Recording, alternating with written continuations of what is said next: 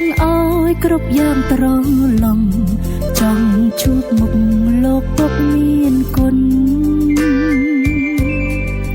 អតីតកាលពុកខំលីសែងរែកពុន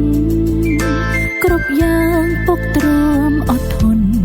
ដើម្បីកូនបានដូចគេឯងញើសដូចឈាមក្រមក្រៀមកណ្ដាលថ្ងៃក្តៅដល់ផ្ទះមិនថាយំជ្រៅពុកតែងនៅនេបនិនប្រឡែកូននៅតូលងលួព្រោះតែសុំលេលោកពុកបំពេឲ្យគេលងវងវែងក្រោមសបៃរាត្រីតែពេលនេះបាត់លោកពុកបាត់ពុកឆ្ងាយពីភេទរាបាត់ពុកទៅណាមិនស្ដីកូនស្រែកហៅរកលោកពុកទ្វិមលោកមិនប្រណីទៀមទាមកបដាច់និស័យ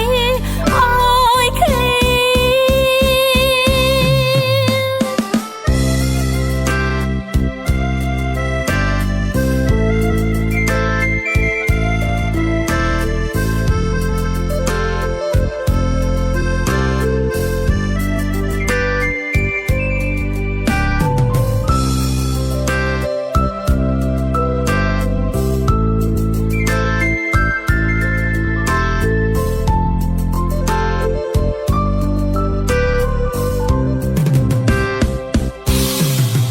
តែពេលនេះបាត់លោកពុក